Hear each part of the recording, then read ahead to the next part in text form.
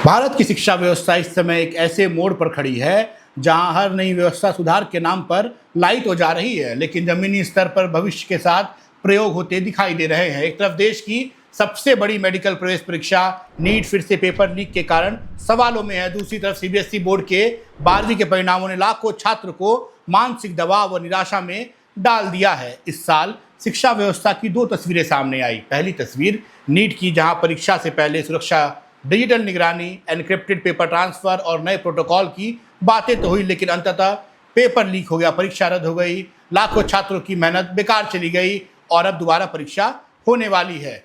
दूसरी तस्वीर CBSE board की है, जहां सरकार और बोर्ड ने डिजिटल सुधार के नाम पर इस बार कॉपियां जांचने का तरीका बदल दिया, लेकिन परिणाम आने के बाद हजारों छात्र और अभिभावक सवाल उठा रहे हैं कि आखिर ऐसा क्या हुआ कि अच्छे छात्रों के नंबर अचानक नीचे चले गए। क्यों इस बार बड़ी संख्या में छात्र अपने अंकों से संतुष्ट नहीं हो पा रहे हैं। सीबीएसई ने इस वर्ष पहली बार बड़े स्तर पर ऑन स्क्रीन मार्किंग सिस्टम यानी OSM लागू किया। इस नई व्यवस्था में छात्रों की उत्तर पुस्तिकाओं को स्कैन करके डिजिटल स्क्रीन पर जांचा गया, यानी अब शिक्षक हाथ में कॉपी लेकर नहीं बल्कि कंप्यूटर स्क्रीन पर स्कैन की गई कॉपी को देखकर नंबर दे रहे थे। सीबीएसई का दावा है कि इससे टोटलिंग की गलतियां कम होंगी, मूल्यांकन तेज होगा और पारदर्शिता बढ़ेगी। लेकिन परिणाम आने के बाद सबसे बड़ा सवाल यही उठा, क्या यह सिस्टम पूरी तरह तैयार भी था कि नहीं। देश भर से छात्रों ने शिकायत करना शुरू कर दी है। कई छात्रों का कहना है कि अगर उन्होंने जिन विषय में 90% तक की उम्मीद की थी वहां 60-70% अंक ही आए।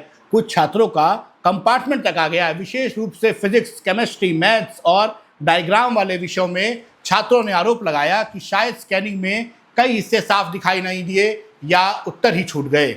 कुछ अभिभावकों ने यह भी कहा कि अगर कोई छात्र मार्जिन से बाहर ग्राफ बनाता है या डायग्राम बनाता है तो क्या स्कैनिंग मशीन उसे सही से पढ़ पा रही थी? क्या डिजिटल स्क्रीन पर लिखावट की गुणवत्ता उतनी स्पष्ट थी जितनी असली कॉपी में होती है? इन सवालों का स्पष्ट जवाब अभी तक सामने तो नहीं आया। सीबीएसई 12वीं का इस बार कुल पास परसेंट 85.20 रहा, जो पिछले वर्ष 88.39% था, यानी लगभग 3.19% की गिरावट। ये कोविड के बाद सबसे कम रिजल्ट माना जा रहा है। लगभग 17,70,000 छात्रों ने परीक्षा दी थी और करीब 1,60,000 छात्र कंपार्टमेंट की स्थिति में पहुंच गए हैं। एक्सपर्ट्स का मानना है कि इस बार OSM ही कारण नहीं, सीबीएसई ने प्रश्न पत्रों में कॉम्पिटेंसी बेस्ड क्वेश्चंस भी बढ़ाए, यानी रटने के बजाय विश्लेषण आधारित प्रश्न अधिक पूछे गए। लेकिन सबसे बड़ी चर्चा डिजिटल मूल्यांकन की हो रही है। विडंबना ये कि सीबीएसई ने डिजिटल मूल्यांकन पर इतना भरोसा दिखाया कि 2026 से मार्क्स वेरिफिकेशन की पुरानी व्यवस्था लगभग खत्म कर दी गई है।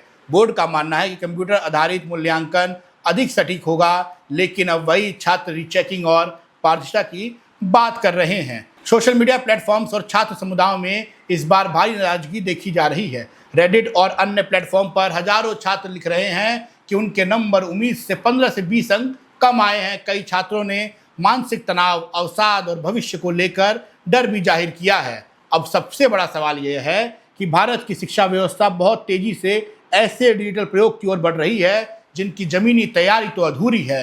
नीट में सुरक्षा के नए प्रयोग हुए, फिर भी पेपर लीक हो गया। सीबीएसई में डिजिटल मूल्यांकन आया, लेकिन परिणाम विवादों में गिर गया है। सरकार लगातार नई शिक्षा नीति, डिजिटल इंडिया और तकनीकी सुधार की बात करती है, लेकिन जब हर वर्ष परीक्षा परिणाम या मूल्यांकन किसी विवाद में फंस जाए तो सबसे अधिक नुकसान उस छात्र का होता है जिसने सालों मेहनत की होती है। आज शिक्षा केवल परीक्षा नहीं रह गई, ये मानसिक स्वास्थ्य का भी मुद्दा बन गया है। एक छात्र जो पूरे साल मेहनत करता है, जब उसे अपने प्रदर्शन के विपरीत परिणाम मिलता है तो उसका आत्मविश्वास टूटता है।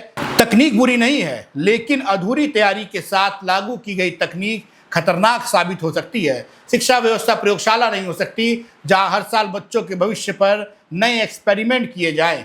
भारत विश्वगुरु बनने की बात तो करता है, लेकिन जब देश की सबसे बड़ी परीक्षाओं ही भरोसे के संकट में आ जाएं तो ये केवल प्रशासनिक विफलता नहीं बल्कि आने वाली पीढ़ी के विश्वास का संकट बन जाता है। और शायद यही इस समय भारतीय शिक्षा व्यवस्था का सबसे बड़ा सवाल है। क्या हम शिक्षा को बेहतर बना पा रहे हैं या केवल उसे अधिक जटिल और अस्थिर बना रहे हैं? आपकी क्या राय है इस पूरी खबर पर? जरूर कमेंट बॉक्स में बताएं। और क्या आपके भी आसपास या आपके बच्चों के या फिर आपके खुद 12वीं के रिजल्ट में नंबर कम आए हैं और क्या कारण है कि इस बार नंबर कम आए हैं? जरूर कमेंट बॉक्स में बताएं। आप देख रहे थे संपन्न भारत में, आपके साथ कृष्णा तिवारी। धन्यवाद।